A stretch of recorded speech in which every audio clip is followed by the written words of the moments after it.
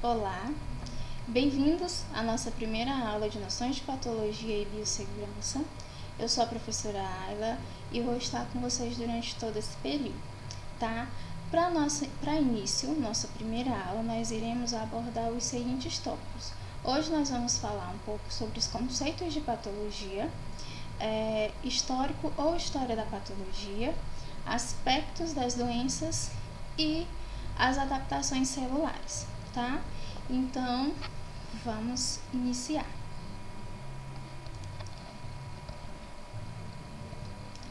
Patologia. Pessoal, conceito de patologia. A patologia é cunhado de duas palavras que vêm do grego. Cunhado, a junção de duas palavras que vêm do grego, que seria pato mais logia. Pato significa sofrimento, dor, e logia significa estudo. Sendo assim, patologia significa o estudo das doenças, tá? Na verdade, a patologia é a ciência que estuda as alterações biológicas e anormais das células que causam as doenças, tá? Então, é função da patologia nos dizer quais alterações ocorreram em um órgão e um tecido, tá? Quais alterações vão discorrer nessa célula, em uma célula, que causa doenças, tá? Essa é a função da patologia. A função da patologia é nos dizer quais alterações causam as doenças, mas não é função da patologia tratar essas doenças, tá? Quem será encarregado de tratar essas doenças, por exemplo, é a farmacologia, tá? Vamos lá, falar um pouco sobre a história da patologia. Na verdade, a história da patologia, o histórico da patologia é dividido por fases. Por que essa divisão por fases? Didaticamente fica mais fácil se estudar. Essa divisão nada mais é do que uma forma mais prática de se descrever a origem das doenças em um determinado intervalo de tempo, dependendo da corrente filosófica da época, tá? Então, a gente vai iniciar lá pelo século V a.C., que é conhecido como Idade Média, que a gente tem a fase humoral, onde diz que as doenças eram diagnosticadas através do desequilíbrio do fluido vital, ou seja, o fluido vital era considerado os humores, tá? E quem seriam esses humores? Seriam os nossos fluidos vitais, que no caso seriam água, sangue e linfa, tá? E o que causava esse desequilíbrio? Segundo, eles diziam que eram os deuses. Se você fizesse algo de errado, algo que ofendesse os deuses, você, como castigo, acabava adoecendo, tá? Então, a época em que antecedeu a vinda de Cristo, acreditava-se nisso, que as doenças eram castigos por você ter feito algo que desagradasse aos deuses. Sabemos nós que essa era uma época em que existia várias divindades, né? Então, essa era a forma com que eles acreditavam que as doenças os acometiam. Partimos então para o século XV, século XVI, onde a gente vai ter a fase orgânica das doenças, tá? Lembrando que a Idade Média durou do século V até o século XV, tá? Então, até o século XV perdurou a ideia de que os deuses eram responsáveis pelos males que acometiam o povo, tá? O indivíduo. Tá, então chegamos à fase orgânica que diz: o avanço da fisiologia começa-se a entender as alterações anormais do corpo. Tá? Nessa época, a gente já tem a fase orgânica que diz o quê? O avanço da fisiologia. Começa-se a analisar a anatomia do corpo, tá? Começa-se a fazer comparações de um corpo que é considerado normal, órgãos normais, para fazer comparações com corpos pós-morte, tá? Então, eles vão analisar esse corpo e vão observar os órgãos, as pessoas, os indivíduos tidos normais, possuem um padrão de órgãos. E essa pessoa pós-morte, ao se analisar, ela tem alterações que não condiz com o padrão que era considerado correto na época. Então, aí tem-se a noção que doença é isso, alguma alteração em algum órgão, tá? Aí a gente tem o início da patologia antiga, porque aí se inicia o estudo da anatomia, começa-se a comparar órgãos que são considerados padrões corretos para órgãos que têm padrões anormais. Então, se aquele órgão, aquela pessoa morreu e ao se analisar sua anatomia, ao seu corpo, tem algo anormal, é porque aquela normalidade naquele órgão causou a sua morte. Chegamos então do século XVI ao século XVIII, em que a gente vai ter a fase tecidual. A fase tecidual, pessoal, é a fase em que, de fato, começa-se a enfatizar a análise dos tecidos e alterações morfológicas teciduais causadas pelas doenças. Já sabe-se que as doenças têm uma alteração de tecido. Então, se lá no século, lá na fase orgânica, sabe-se que um padrão de órgão normal e comparar um órgão anormal, sabe-se que é aquilo que causou a morte do indivíduo. Então, lá no século XVI ao século XVII, na nossa fase tecidual, vai saber que alterações nos tecidos vão causar doenças, tá? Aí a gente já tem o início da nossa patologia, né? Continuação da nossa patologia antiga. Já sabe-se o que tem que ser analisado, tá? Já é uma era um pouco mais moderna, porém, ainda nada que se compare com os estudos que nós temos hoje. Então, a gente chega no século XIX, em que Rudolf Virchow propõe a teoria de que todas as doenças possuem uma causa celular. Então, Virchow, embasado pelos estudos de Robert Hooke, de Pasteur, a descoberta dos micro-organismos e das células, que sabe-se então lá no início do século XIX que a célula é a unidade vital de todo ser vivo, é a célula que dá origem à vida, a partir de uma célula que é possível existir vida. Rudolf Virchow diz então que as doenças são causadas também por ordens celulares. As doenças são causas anormais de células, tá? Então, aí a gente tem o início da nossa patologia moderna, tá? Que é a patologia que nós estudamos hoje, tá? Que a gente sabe que todas as doenças têm uma origem celular. Pode ser tanto infecciosa, por vírus, bactéria, qualquer coisa. Por quê?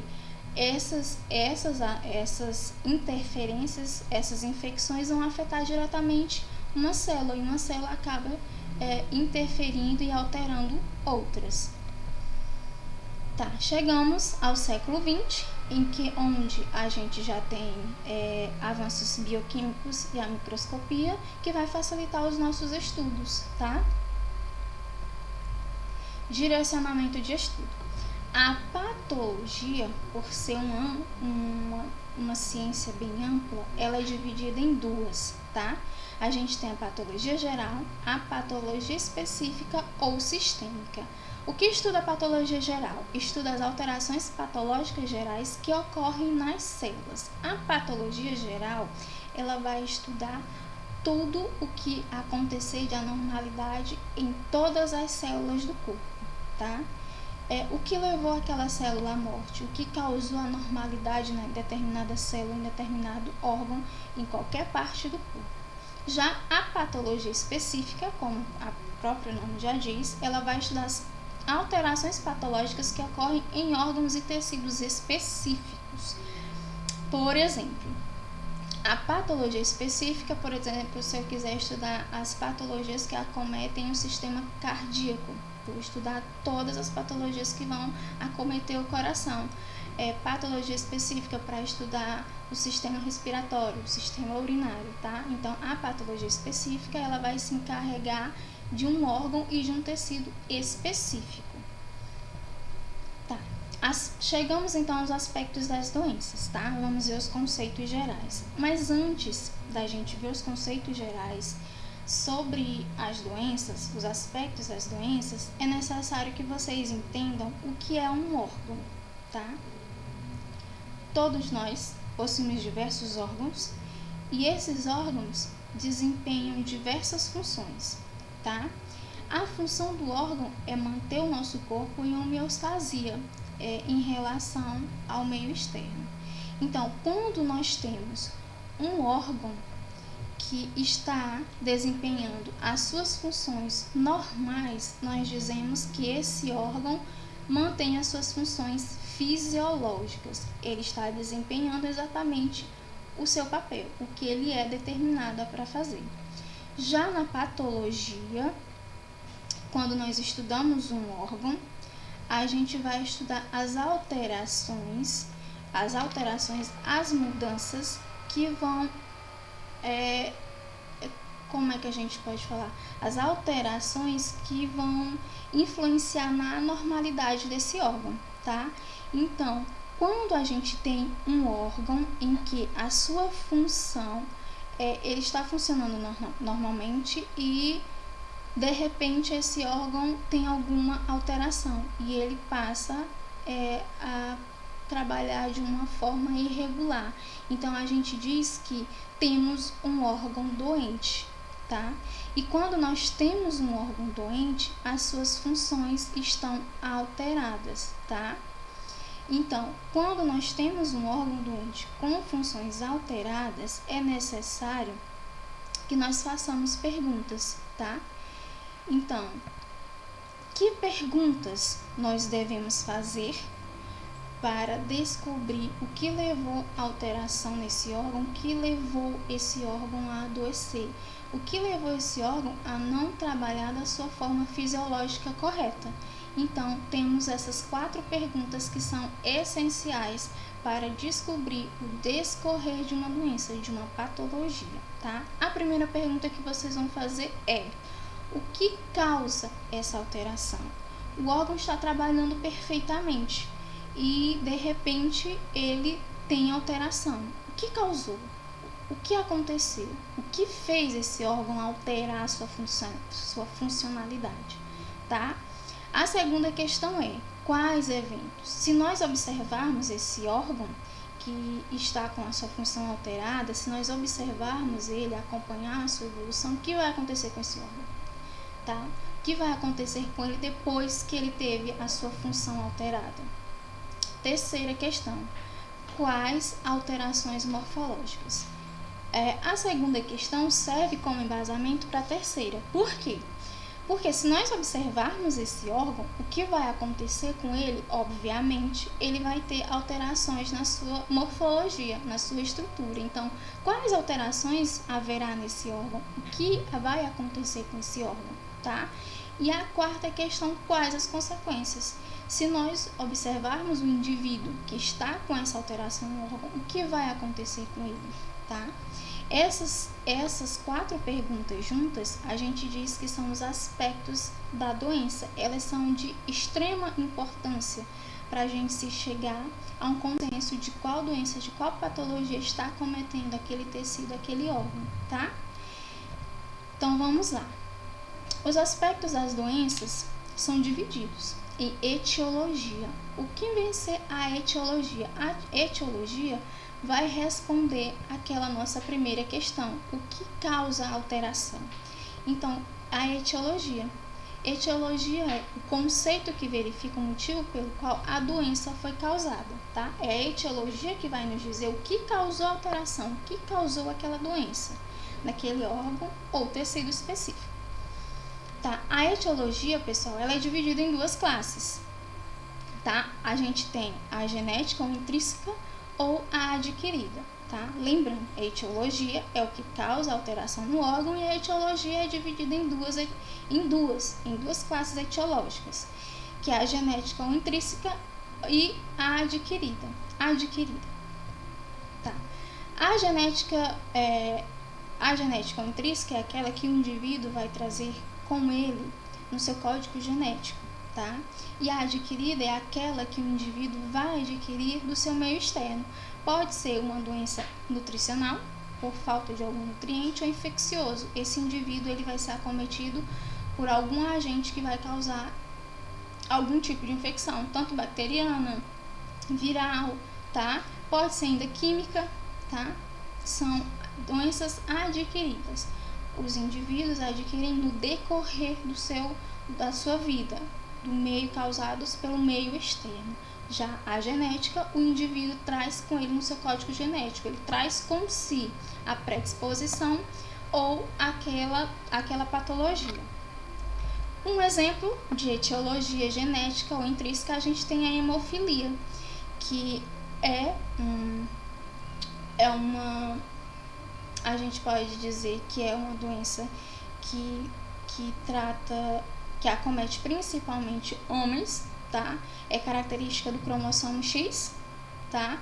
E a característica dela é o indivíduo tem dificuldade de coagulação, tá? Esse é um exemplo de genética ou de uma etiologia genética ou intrínseca. A gente tem a hemofilia, como eu falei, é uma anomalia que acomete o cromossomo Y, é característica principalmente em homens, ela se apresenta principalmente em homens, raramente ela se apresenta em mulheres, e a sua característica é dificuldade de coagulação, tá? Lembrando que a hemofilia existe a A e a B. Quando a gente tem a hemofilia do tipo A, a gente tem dificuldade de coagulação de nível 8, e a B a gente tem coagulação de nível 9, tá? Aí a gente tem um exemplo de etiologia adquirida, que a gente tem o escorbuto, que era uma doença muito famosa alguns séculos atrás, que o que causava essa doença? Era causada pela grave deficiência de vitamina C no organismo, tá? Então é um exemplo de etiologia adquirida. A pessoa deixava de consumir vitamina C e ela era acometida pelo escorbuto, que era uma doença que era tida principalmente por marinheiros que passavam vários meses em viagem em alto mar e se alimentavam de forma precária, principalmente com deficiência de vitamina C. E o que caracterizava essa doença era uma hemorragia na gengiva, começava-se a sangrar pela gengiva. Outro aspecto da doença, a gente tem a patogenia. A patogenia vai respondendo a nossa segunda questão. A sequência de eventos que ocorrem em resposta. Se a gente observar aquele órgão, né? A nossa segunda questão lá, ela diz quais eventos. Se a gente observar aquele órgão que foi acometido lá na etiologia, que a etiologia é o que causou, se a gente observar o que vai acontecer depois que aquele indivíduo ficou doente, a gente vai observar aquele órgão, o que vai acontecer com aquele órgão. Quem responde isso é a patogenia, é a sequência de eventos que ocorrem em resposta do organismo. Depois que o indivíduo ficou doente, o seu organismo vai responder, tá? Ele vai responder tentando curar aquele órgão, aquele tecido. Então, é a patogenia que vai dizer pra gente a sequência, o discorrer da doença, o que vai acontecer, tá? Um exemplo de patogenia, a gente tem a dengue, tá? Que a patogenia, o indivíduo é infectado, tem o início, né? O vírus faz a primeira replicação nas células musculares, tá? Essa daí é a etiologia, o início, lá onde onde você foi picado e começa a replicação das células, né? Lá do vírus lá nas células. Tá, a gente tem a patologia, a gente já tem o que causou a doença.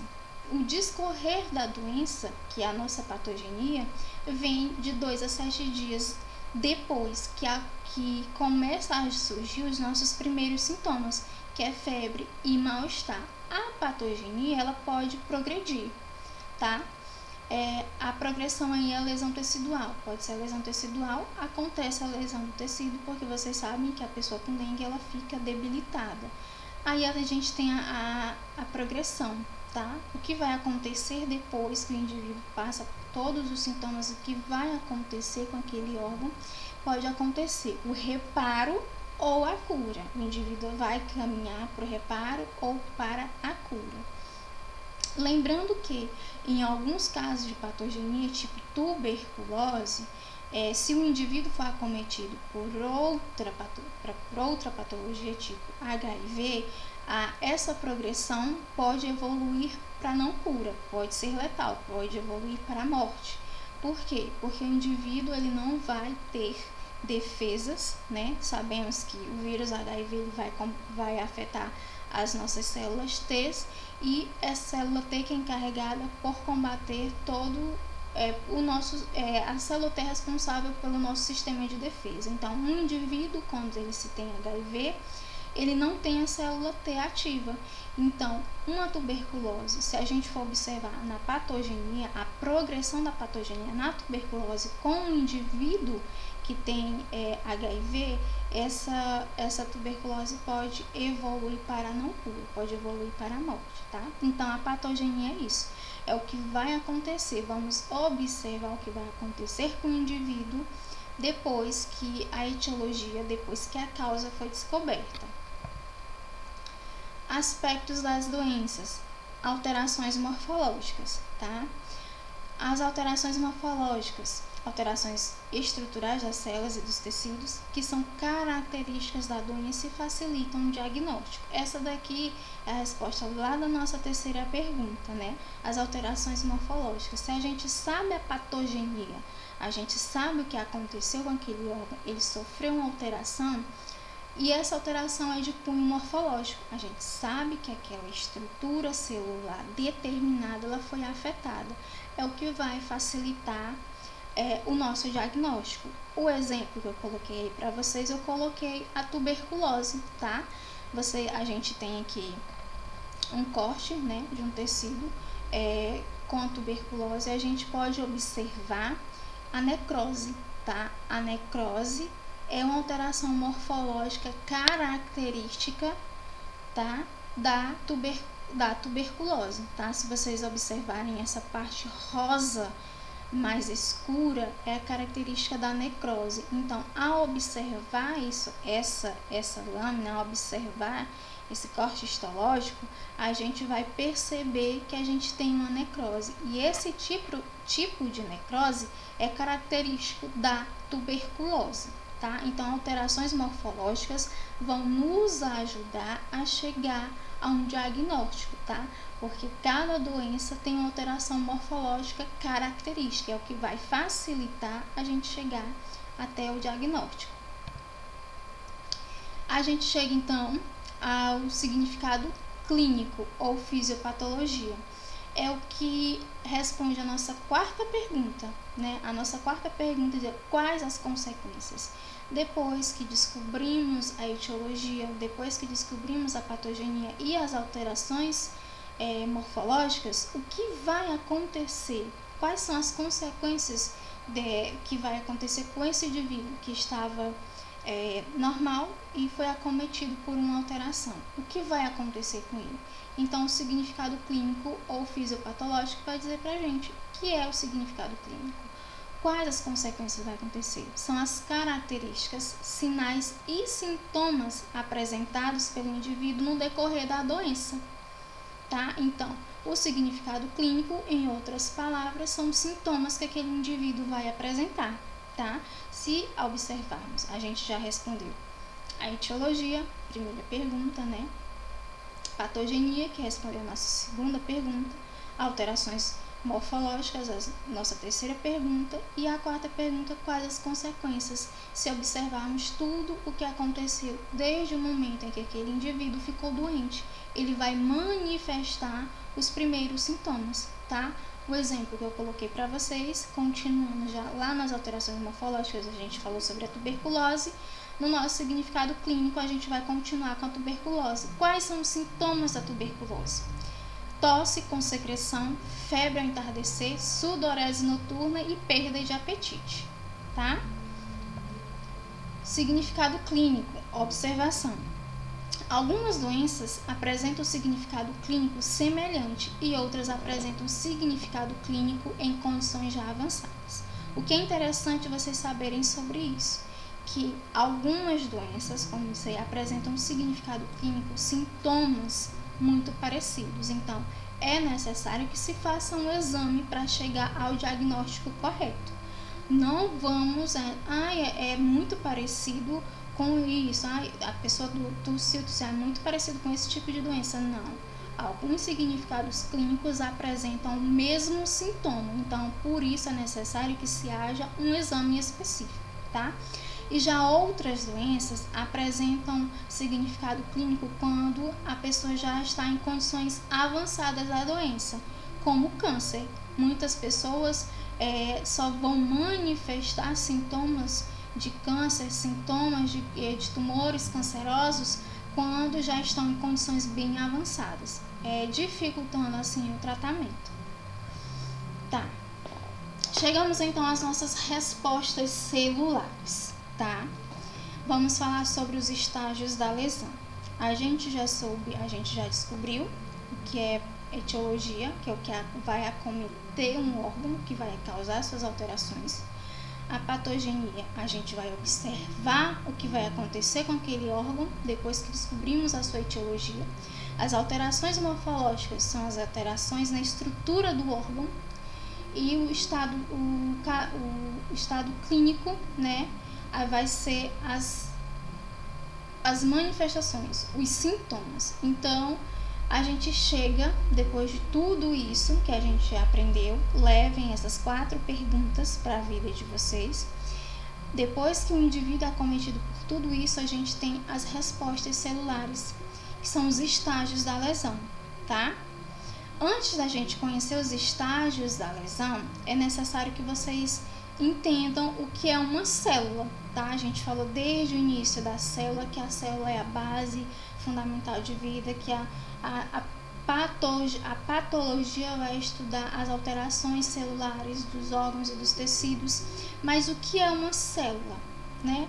Célula, pessoal, como eu falei para vocês, é a unidade fundamental da vida. Só existe vida porque existe célula, tá? Então, a célula normal é aquela que desempenha suas funções normais, assim como os órgãos, tá? A célula normal é aquela que se mantém em homeostasia. O que é uma homeostasia? Ela mantém o seu nível estável no ambiente em que ela se encontra, tá? A célula, ela tem essa capacidade, ela se mantém, ela se adapta a várias, como é que a gente pode falar? A célula, ela se adapta a vários ambientes, tá? Ela se adapta a vários estímulos, tá? Isso a gente chama de homeostasia, é a condição da célula se manter normal, desempenhando as suas funções químicas, físicas e biológicas dentro do seu estado, tá? Mas quando acontece dessa célula normal que se encontra em homeostasia, essa célula, ela sofreu um estresse, são estímulos externos que vão influenciar diretamente nessa célula. Quando essa célula ela sofre um estresse, tá? Ela tem um estresse, desde que não seja um estresse muito agressivo. Essa célula, ela vai se adaptar, ela vai se manter adaptada, ela vai ter uma adaptação. O que seria essa adaptação? Vamos dar um exemplo. Quando você faz, quem faz academia, quem faz musculação, tá? É um tipo de estresse. A célula, ela vai se estressar, as células musculares, né, dos nossos músculos. Só que esse estresse, ela vai se adaptar, porque não é um estresse tão agressivo, não é lesivo. Então, ela vai se adaptar para suportar mais peso, tá? Caso você venha a aumentar a carga de peso, ela vai se adaptar para suportar, tá? Então, a célula tem essa capacidade de adaptação. Por outro lado, quando essa célula normal ela é submetida a um estímulo nocivo, ela vai sofrer uma lesão. Que estímulos nocivos podem ser esses? Queimaduras, corte, algo que seja mais profundo, que lese profundamente essa célula, tá? E quando essa célula ela é lesada, tá? Ela sofre esse tipo de estímulo nocivo que ela sofre uma lesão, primeiramente, da definição de lesão. O que é lesão? É qualquer alteração patológica ou mecânica que vai causar perda de função, tá? Então, quando a célula normal, ela sofre um estímulo patológico ou mecânico que vai agredi-la profundamente, ela vai acabar perdendo as suas funções, tá? Então, quando essa célula ela perde as suas funções, ela tem duas saídas, tá? Porque existe dois tipos de lesão. Existe as lesões reversíveis e as lesões irreversíveis, tá? Então, quando a célula vai sofrer um estímulo nocivo que não seja tão grave, a gente tem um corte superficial, tá? A gente tem um corte superficial, é um corte leve, tá? Então, a célula, ela é uma lesão irreversível, então a célula, ela vai voltar ao seu estado normal, tá? Ela vai voltar para sua homeostasia, quando a gente não tem uma lesão muito grave. Por outro lado, quando a gente tem uma lesão celular intensa e progressiva, quando essa célula é submetida a algo mais agressivo, essa lesão se torna irreversível, tá? E quando essa lesão se torna irreversível, a célula tem duas saídas. Ela vai morrer, ocorre a morte celular. Essa morte celular pode ser por apoptose ou por necrose, tá? Mas nas próximas aulas a gente vai falar sobre apoptose e necrose. Mas adiantando para vocês, a apoptose é a morte programada da célula, ou seja, a célula se suicida. Ela, ao perceber que a sua lesão é irreversível, é muito grave e vai causar dano ao organismo, ela mesmo se autodestrói, ela se programa e se suicida, sem causar qualquer dano ao organismo. Por outro lado, a necrose, a morte celular por necrose, ela é mais agressiva. O que vai acontecer? A necrose, a célula simplesmente vai explodir e todo o seu material vai ser jogado na corrente sanguínea, que vai causar uma reação imune grave, tá? Agressiva. Então, a gente aí tem as respostas celulares. Espero que vocês tenham entendido. A célula normal é aquela que mantém a sua homeostasia, se mantém normal. Se ela sofre, ela tem dois estímulos. Sofre dois tipos de estímulo, estresse e estímulo nocivo. Ela pode se adaptar, desde que não seja um estresse muito alto, muito grande, e estímulos nocivos. Ela pode ser lesionada. Se essa lesão não for muito intensa, ela se torna reversível e a célula acaba voltando para sua homeostasia. Por outro lado, se essa lesão celular for intensa, o que vai acontecer? Essa lesão se torna irreversível. A célula não irá mais conseguir seu estado de homeostasia, tá? Então, a célula sofre morte, tá? E essa morte celular pode ser de dois tipos, por apoptose ou por necrose. A apoptose é a morte programada da célula, é aquela que ela se suicida sem causar dano algum ao organismo. Por outro lado, a necrose é um pouco mais agressiva, porque a célula simplesmente explode, deixando seu material genético na corrente sanguínea, que vai acarretar em uma resposta imune do corpo mais agressiva. Ok? Respostas celulares, os estágios das lesões, tá? Dependendo do estímulo, a gente tem uma resposta, tá? Quando eu tenho um estímulo que aumenta a demanda dessa célula, a minha resposta vai ser hipertrofia ou hiperplasia.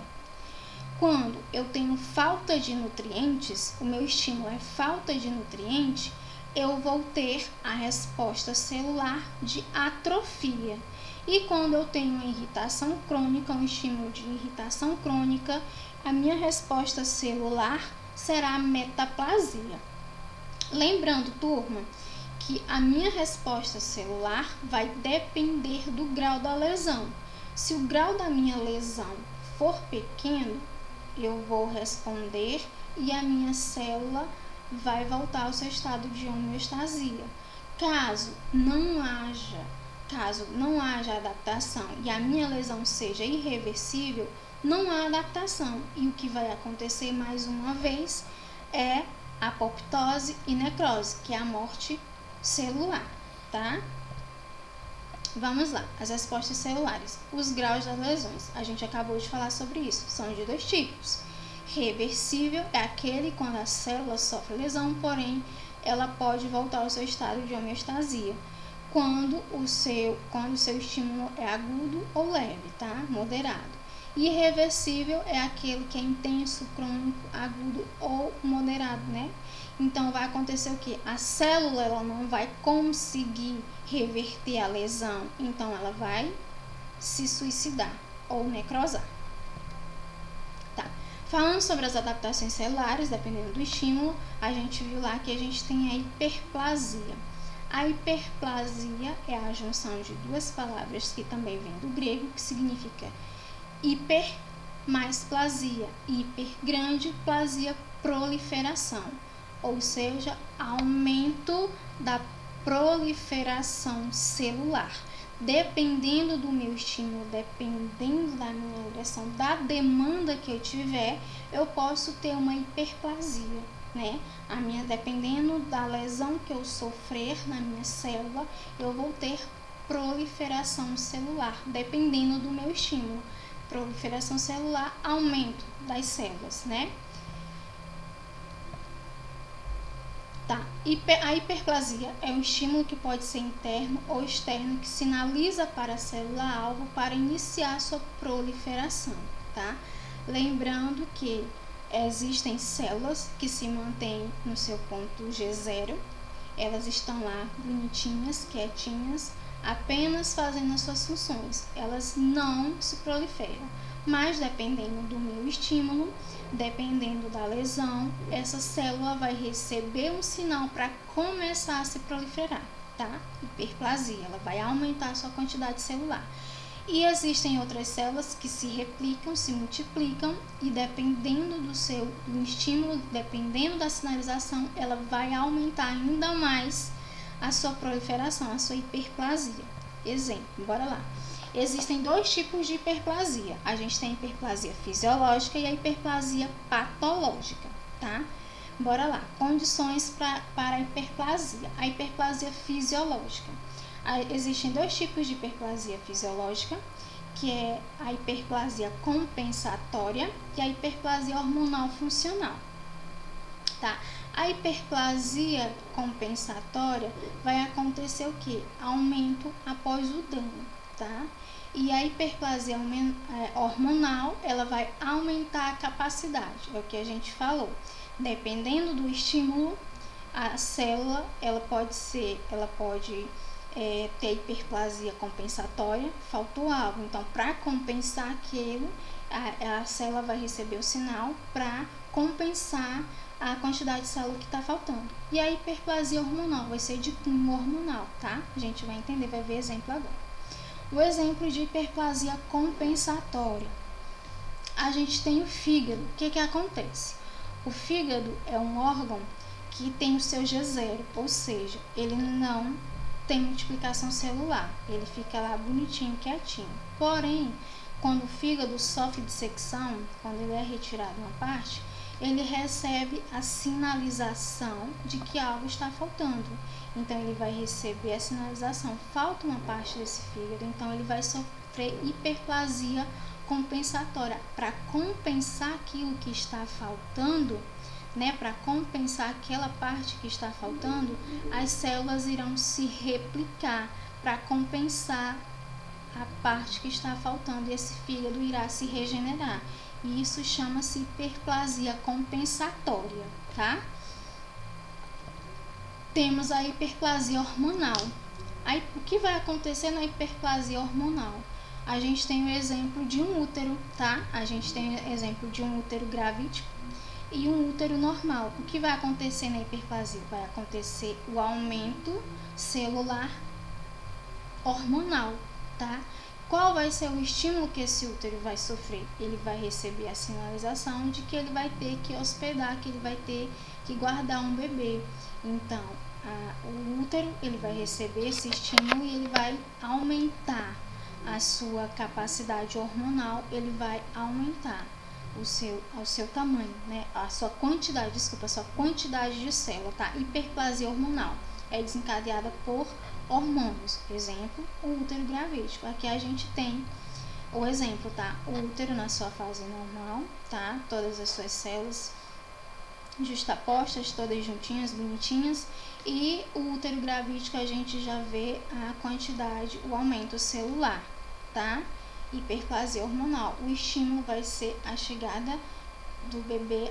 O útero vai receber o estímulo para albergar o feto. Então, quando ele recebe este estímulo, há a hiperplasia, o aumento celular do útero, tá?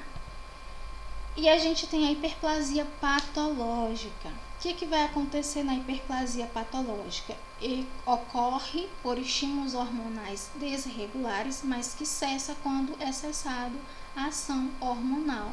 A gente tem um exemplo aqui da próstata. A gente tem a próstata hormonal e esse indivíduo começa a receber estímulos desregulares e ele vai aumentar o tamanho dessa próstata, tá?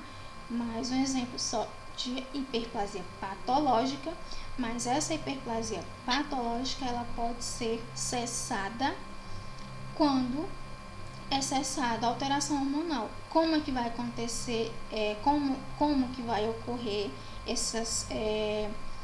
como é que vai parar essa multiplicação celular, essa multiplicação hormonal? Através de medicação, tá?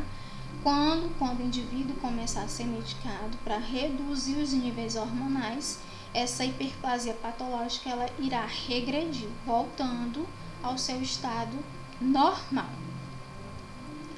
Condições para hiperplasia patológica. A hiperplasia patológica pode ser desregulada, favorece um ambiente para proliferação cancerosa. Eu coloquei isso aí só para a gente dar ênfase no câncer, porque todos nós sabemos que o câncer é hiperplasia desordenada, né?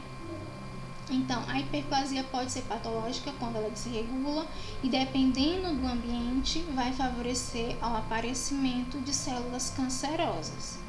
Só que câncer é uma aula que a gente vai ter mais pra frente, tá? Só para vocês, como é que a gente pode dizer, ligarem que a hiperplasia patológica ela pode estar ligada ao aparecimento de células cancerosas, tá? Tá, bora lá. Continuando nas nossas adaptações celulares, a gente tem a hipertrofia.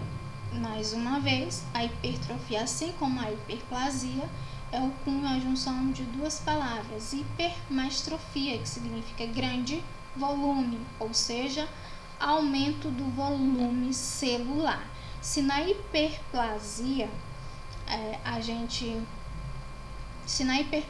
gente tem o aumento do volume das células, a gente na hipertrofia a gente vai ter o aumento do volume, tá? A gente vai ter o aumento do volume.